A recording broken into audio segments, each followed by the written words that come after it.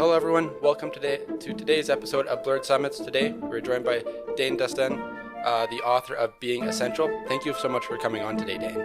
It's great to be here, Hudson. How are you? Doing great. How about yourself? Good.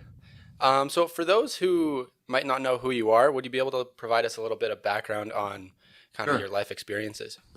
Yeah, I've been working with corporate executives and small business leaders since I was in my mid 30s.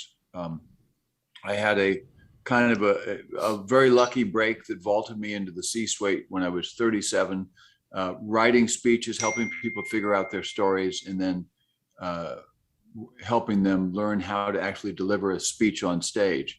And through that, over the years, I've worked with a lot of really interesting people, a lot of really interesting leaders. And when you do that, you get to see people under a lot of pressure. If you've got somebody who's planning to get on stage in front of 1,000 people next week, and they're getting nervous just thinking about it on the rehearsal stage, you know you've got some work to do. You have to help them find a way to be authentic, be themselves, have fun with it. And that's not always easy for people. What happened for me was then, after doing that for a number of years, I would be able to work with somebody, catch them in the sense that I found them being nervous about something they didn't know that they were nervous about. A new CEO once, I said, I got to stop you. This is the third time you've stumbled on this paragraph. Every time you say these words, you choke up and you stumble. And he said, finally, he said, all right, I just realized I don't agree with where the staff is doing this. But because I'm new, I've been letting him do it. Give me half an hour. I got to go fix this. And he went out, and it wasn't a matter of rewriting. It was just that it was a policy he didn't believe in, but he had not spoken up yet. So it was a big moment for him, and that became a coaching client, and it became executive coaching and leadership coaching.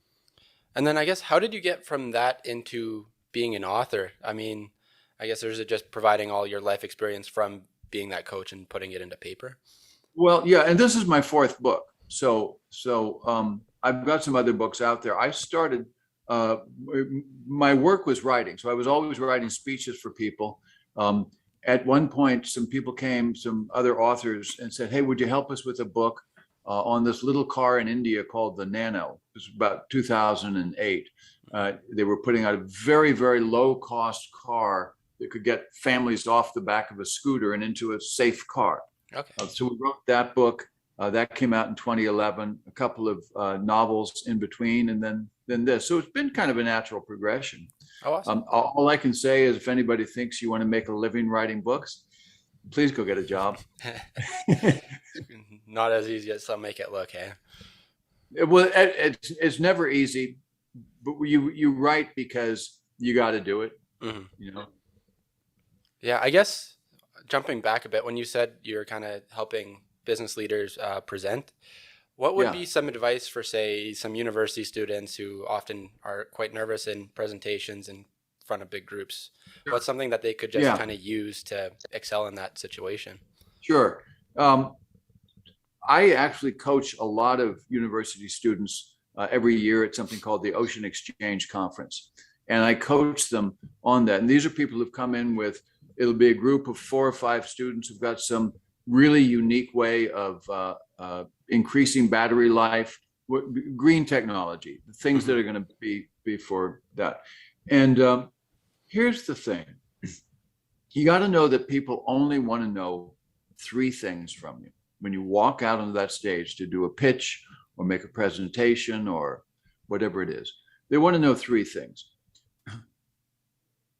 They want to know, do they understand what you're talking about? Does what you're talking about intellectually make sense? Okay. Right? So that's number 1. Number 2, they want to trust you. They want to feel that you're someone that's authentic. And number 3, they want to know how you make them feel. If they feel good about you, they're really likely to go with all those things. But you got to hit on all 3. You got to make sense. You got to be authentic and trustworthy, and then you got to make them feel right. That doesn't have to be with laughter. It can just be with being authentic.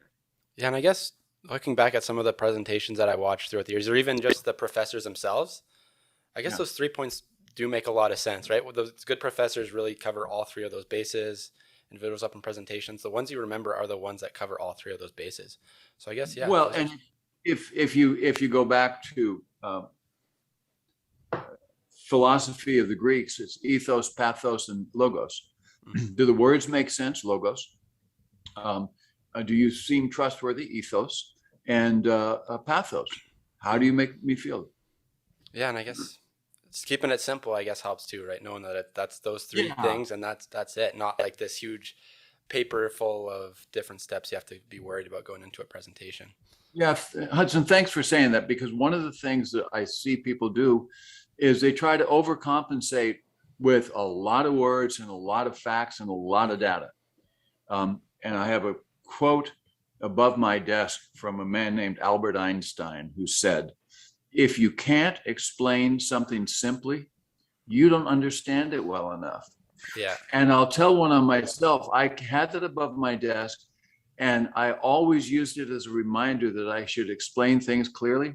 And then one day I looked up at it and went, oh, no, what I got to do is understand it well enough.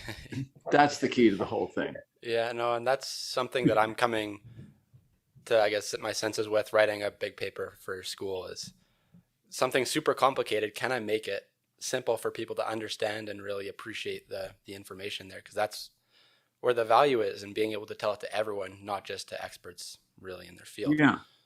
Well, and I think the way Einstein did that was that he really was able to take a 30,000-foot view. You know, he was able to. If you read his early work, he was able to visualize the theory of relativity. He didn't come to the theory of relativity through math or physics. He came to it through visualization. What would happen if I was riding on a train going the speed of light and looked at you as you were standing on the side of the tracks? And from that visualization, it was very clear for him to understand it. If you tried to start and explain the math, you're going to lose the whole audience. Yeah. Yeah, keeping it simple. I guess there Yeah. we have it. That is what it is to any key presentation. So I guess we'll actually jump into your book here. Being essential. So for those who actually aren't really aware of what self-awareness is, how would you describe it in, say, one single sentence? It's being able to catch yourself in the moment and know where you are. And can I give you an example of where that came from? Yeah.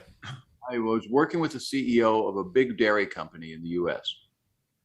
He had been part of a company that had been separated off from a bigger company, and they were now on the Fortune 500 still.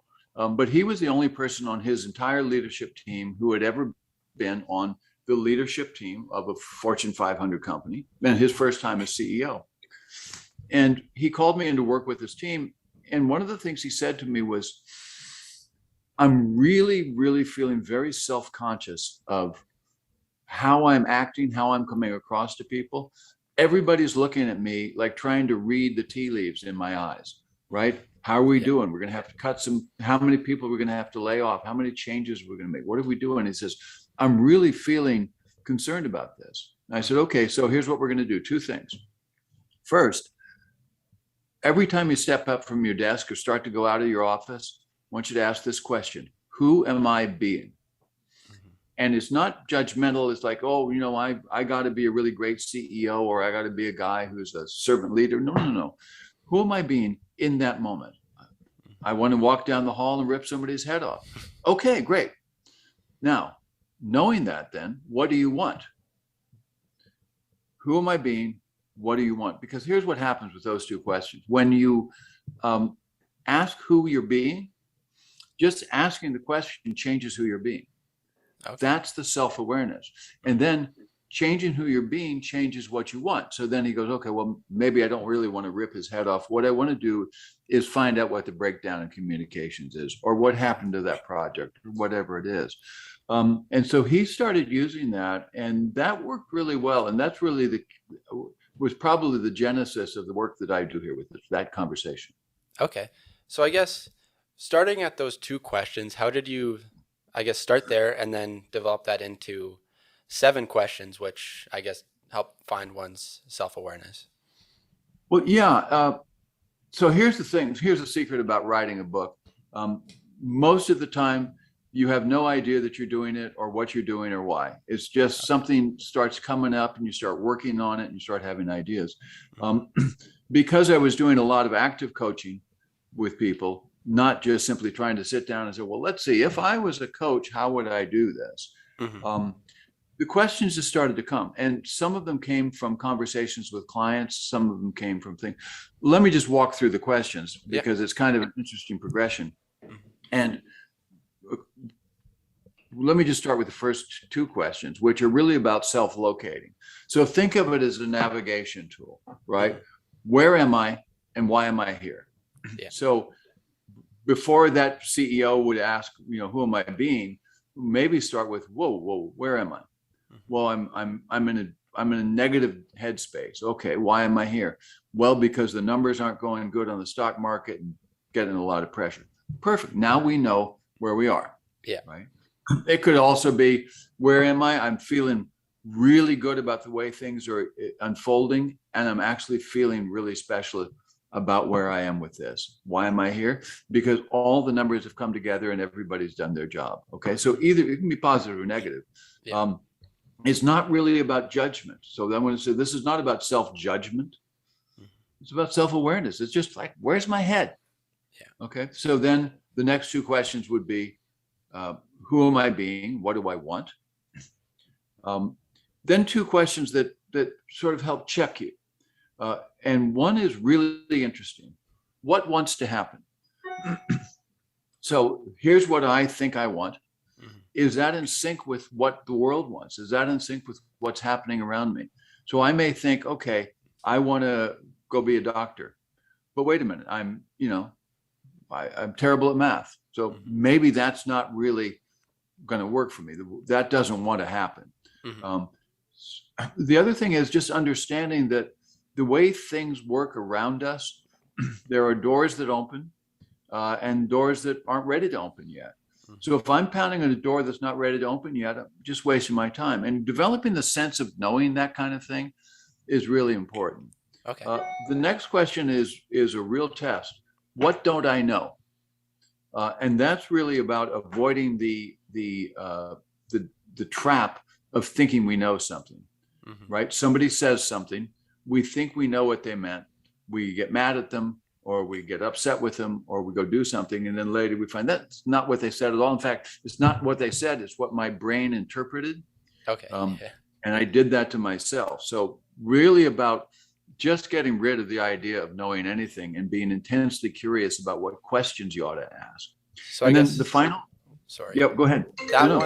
That last one there is more or less you breaking down those biases and those assumptions that you make in your head just to fully understand the situation. Because I guess I'm guilty at that part. Sometimes you hear something, you go, oh, that's either the answer. How do you not know that? Or something along that lines down a path. And it just starts a conversation or something that completely avoided by just that simple understanding of a conversation. But listen, I'll tell one on myself. I was in college. I told a girl, I asked her to meet me at a party. And when she showed up, she was with another guy.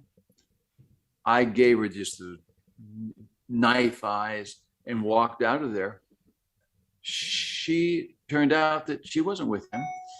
He had brought her over, given her a ride over, because she was excited about seeing me. But it ruined the relationship. I mean, we worked it out. We became friends later, but it was a real stupid thing.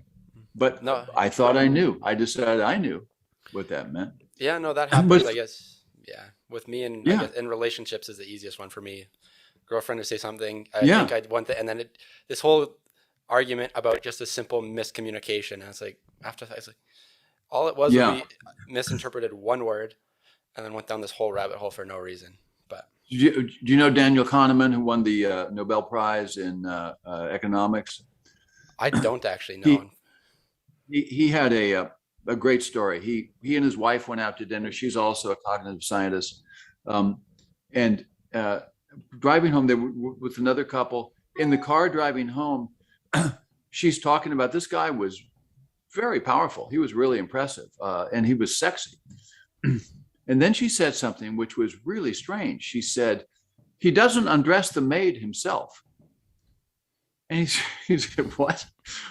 What do you say? What does that mean? And he knew it was sort of nonsensical. So, I mean, if he doesn't, who then does undress the maid? I mean, what are you asking? Yeah. And he says, what did you say? And she says, he doesn't underestimate himself. But if he hadn't stopped and caught that, he would have been having this whole story going on.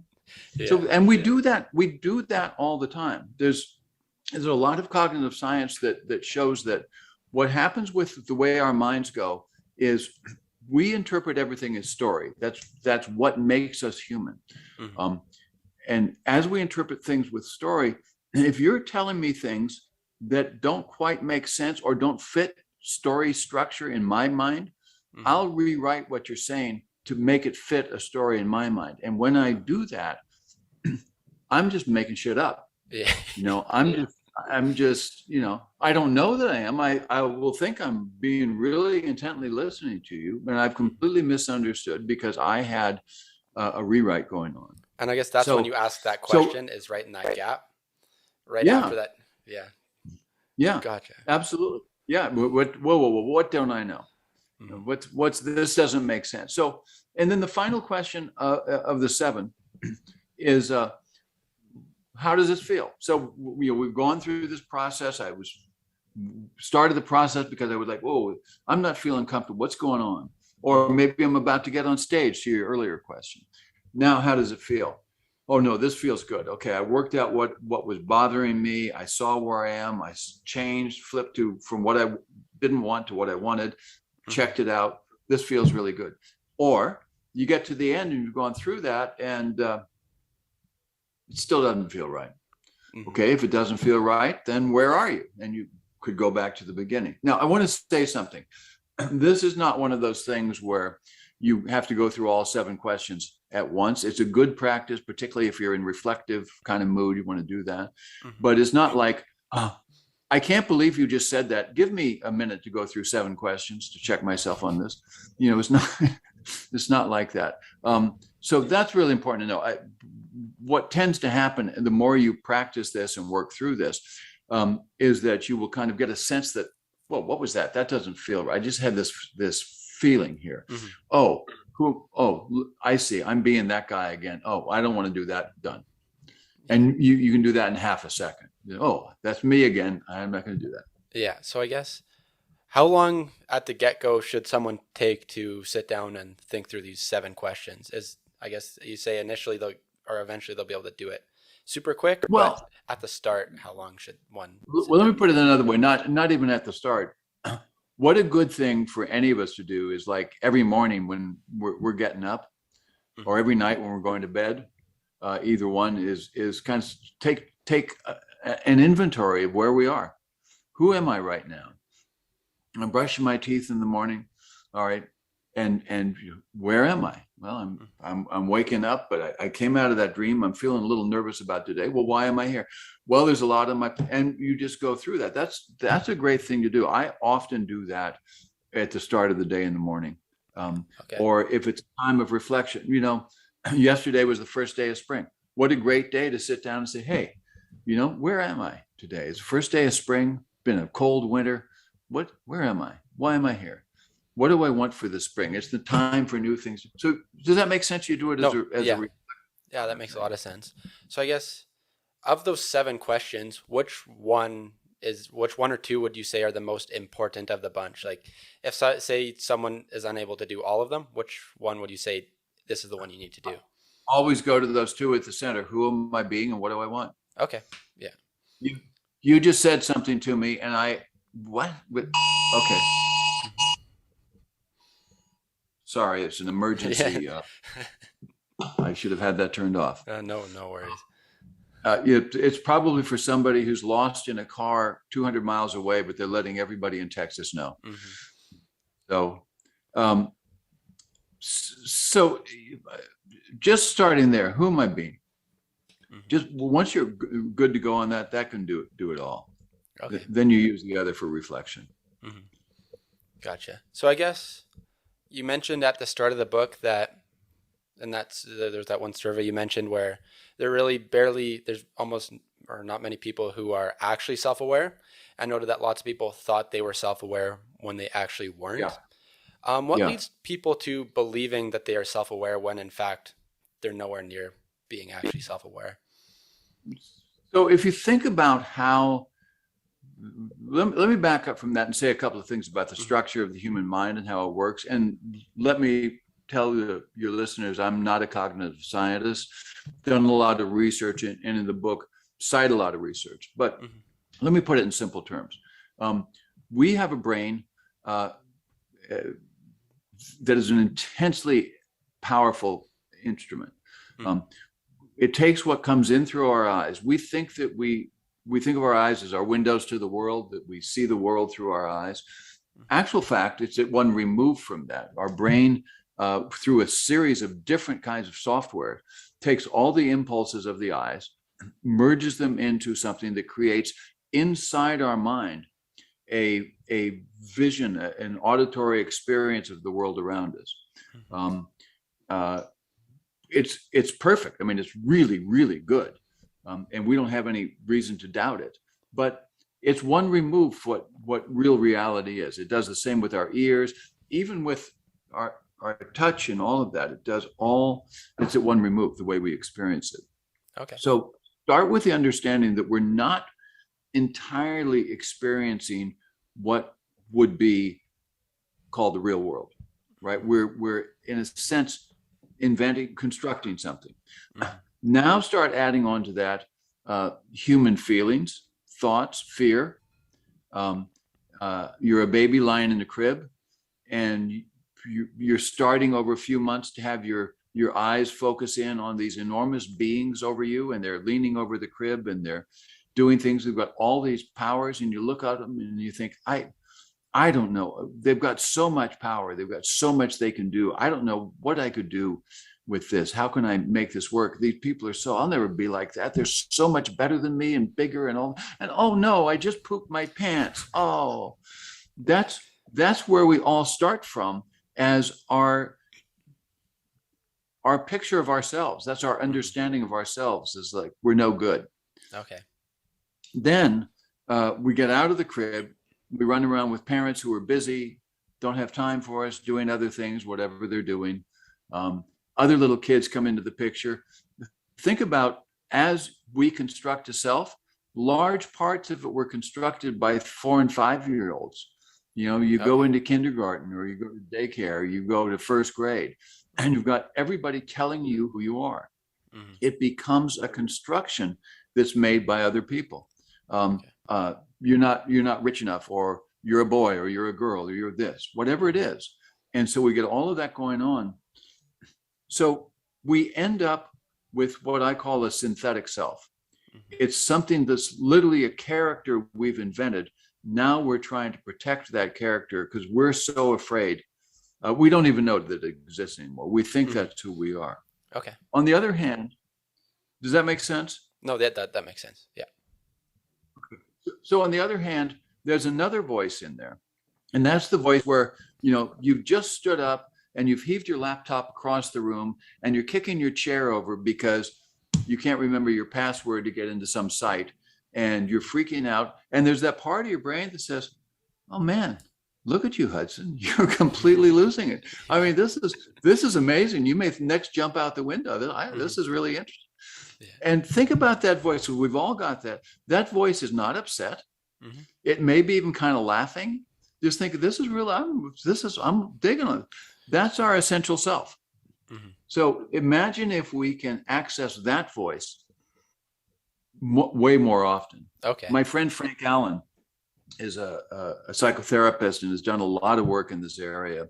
And he talks about what he calls changing minds, almost like it was an operating system. So, I'm over in that funky operating system that never works right, the synthetic self. Mm-hmm. Well, let me jump back over here and be in this really good operating system that's perfect. Mm-hmm. So I guess, how does one then, or are these questions just the main way to then bring yourself to that essential self? I guess bridging that gap between the OS? the operating systems. And that's back to the self-awareness, the radical self-awareness of just really, oh, look what I just did. I got upset, or look what I just did. I got afraid, or, that's just the self-awareness. And the more you practice it, it's like a muscle. You get better and better at it.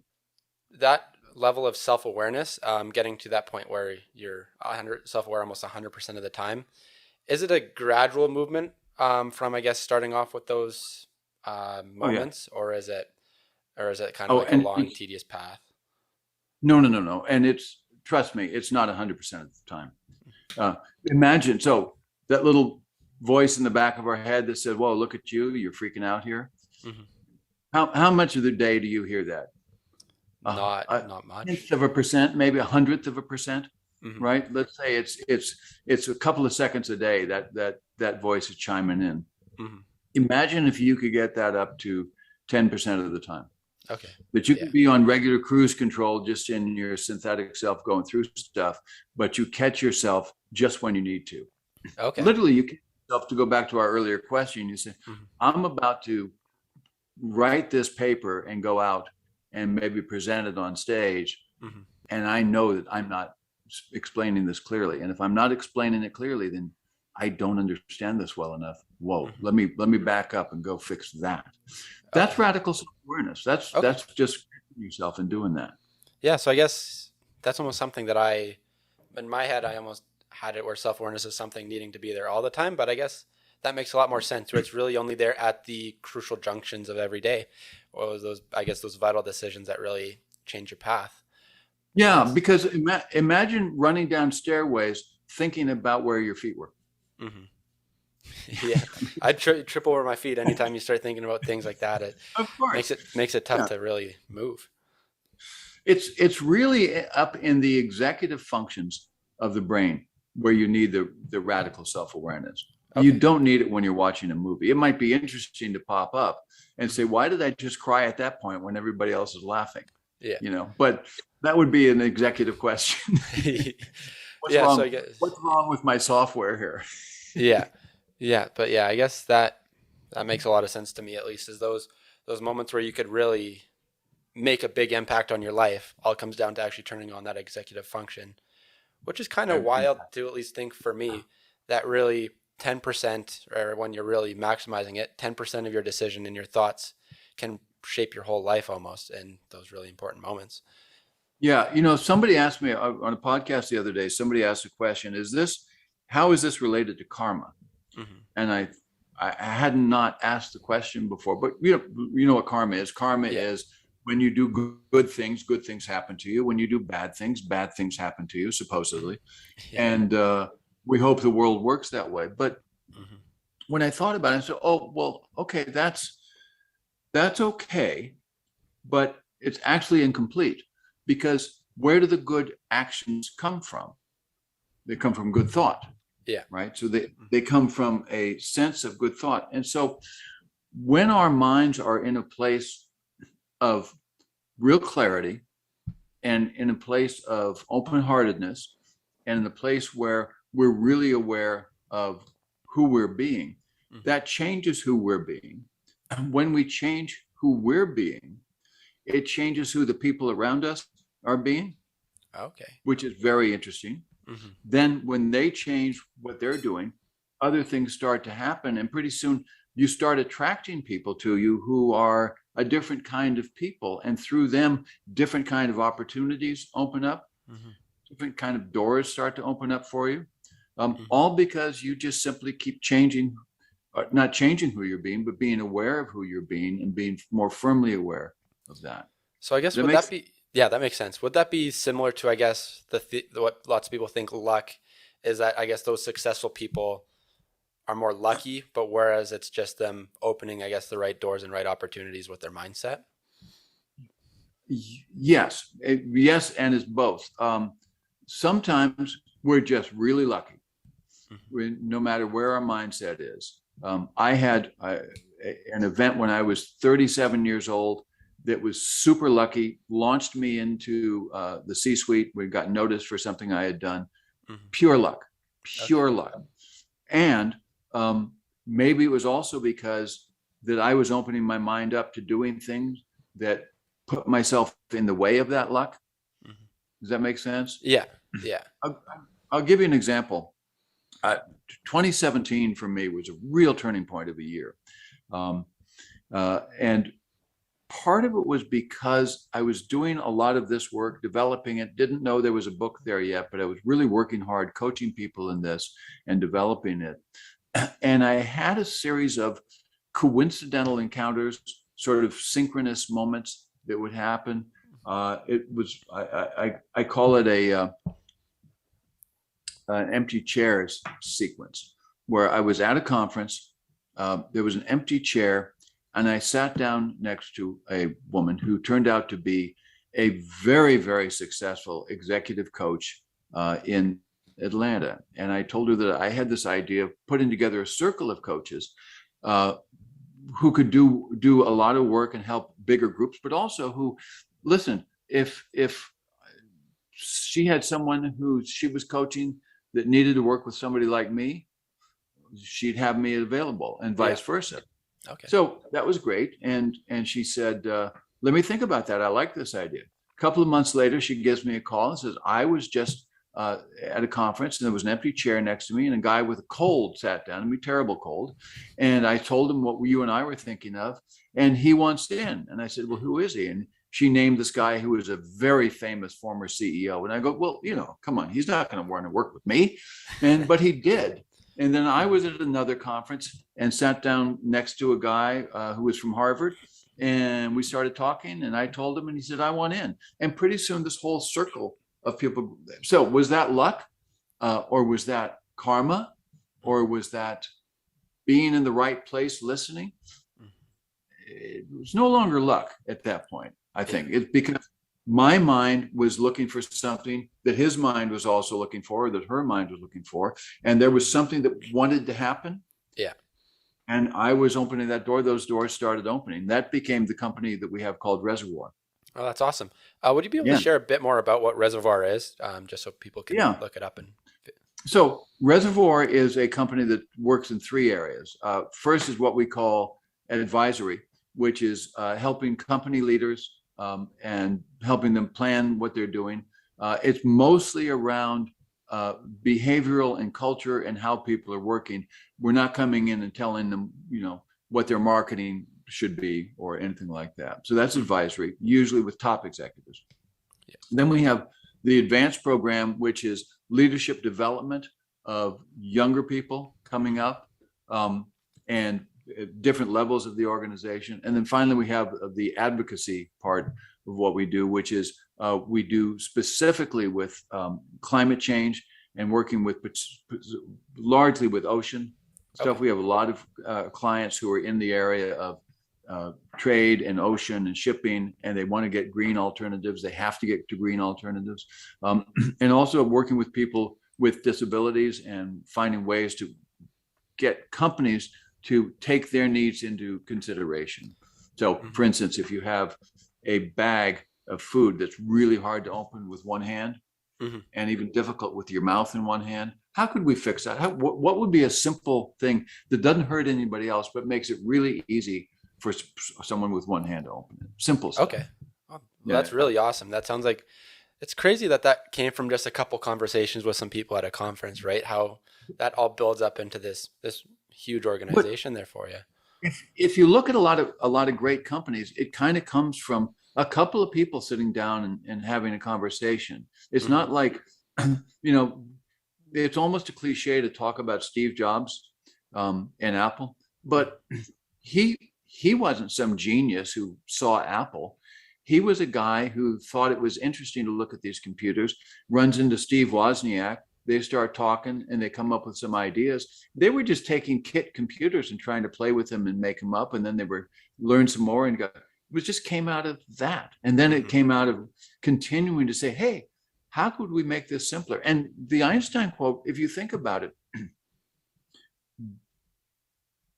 it's different now, but in the day when they were first coming up with the first Macs, Macs were so ridiculously elegant and simple that people didn't take them seriously, where you had these PC computers running, MS DOS, Mm-hmm. that you had to have an engineering degree to work with, right? So everybody thought those were more sophisticated, but actually more sophisticated was the simple and clear solution. Yeah. Yeah, it's funny how it all comes full circle back to the start there, right? With that. Yeah, yeah. And I guess that's what Apple lives to today, is keeping it simple and slick, and that's why they tried. That's their, I guess, their catch compared to those other computers still to this day. It's being really clear about who they are and what they stand for. Mm-hmm. And I think in their case, it's always been not that we make most absolutely fabulous products, but we make products that'll make you absolutely fabulous. Yeah. And that's the difference. Mm-hmm. Yeah. Well, Dain, really appreciate you coming on today. I'll finish all of our interviews off with the same question. So imagine you're hiking up a mountain towards your own personal summit. And like on any hike, you need to bring the right tools with you, say some hiking shoes, some poles, maybe a snack to keep you fueled up and ready to go. So now imagine that kind of hike to that summit was your life. What tools would you say that people need to bring along with them to reach their own personal summits? Oh, I think a compass that's tuned to find the light. And what do you mean by that? Well, my wife asked me a question a while ago. We were in the middle of writing the book, or I was in the middle of it. She said, "What's true about you?" And I was kind of thinking, I don't know, trying to think of something that sounded good to say. And she said, "I'll tell you, you always find the light." And I thought about that, and it's true. No matter any time in my life, however frustrated I got, or disappointed, or couldn't figure out self-awareness, I have somehow always found it. I always found the light. And I guess the other thing is that in the work that I do, the other skill that I had was I had the ability to help other people find their light too. And in doing that, it was not because it wasn't my light, right? I'm not some super guy. I'm just a guy. But helping other people find their light is really what it is. So being able to do that, that's what keeps you going up the mountain rather than sitting down and giving up. Mm-hmm. And so a lot of people. Yeah. Touching on that, how would individuals at least know that they're finding their own light, or how could they try to find it if they're not sure how to do that? Okay. Yeah. I would start with that last question of the 7. How does it feel? Yeah. You're on this trail, you're halfway up this mountain, or you're a college student, you're a quarter of the way up the mountain. And you're kind of going, yeah, doctor. Yeah. I feel really tired. And then you think about something different, and you say, no, well, let me think about something different. Maybe that's not what I want to do. Maybe that I want to go. And then you figure it out. That's finding your light. That's awesome. Yeah, I think that's an unbelievable thing for people to be able to find, right? Being able to find what adds your own value, makes you happy, makes you at least live that meaningful life with that self-awareness there.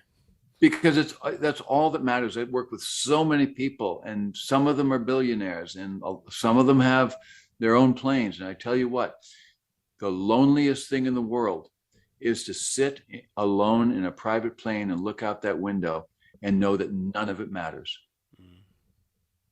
And then wonder, well, what the hell do I do now? Mm-hmm. That's quite the question. It's quite the thought, right? Is you could be the top of the world financially, yet be at the bottom of everything else. But because the money can only get you so far. It's fun, but it's only get you so far. Yeah. And by the way, the view from the last seat in coach is the same view. And what you can do from that seat is the same as the guy sitting alone in that plane. So go for it. Yeah, it's quite the thought to end off the interview with. Dain, I really appreciate you coming on today again. Where would people be able to find your book and some of your other resources if they were looking for it? One is to go to reservoir.llc and learn a little bit about the company, and there are links there to that. Or go to dainduston.com, which is my personal site, and there's all the links to all the books. And Being Essential is available anywhere you buy books. Hopefully it's in the library there at the university. If it's not, would you please give somebody a note? Yeah, I will do some lifting there and try to get in the university. think it's valuable for all university students. Gave it a read, and it's definitely gave me some thought-provoking questions that I. And by the way, let me say something about this. It's the book is all told with stories and clips from movies or clips from Zen, Islam, Hinduism, Christianity, Judaism. It's really a lot of stories. So I use a lot of stories in telling. So it's not a dry here, and the next step is you do this. It's all stories for us. Well, yeah, I really appreciate it. Thanks, guys, for watching today. Please be sure to subscribe, like the video, and stay up to date, and check out all of Dain's information on his website there. See you guys next time.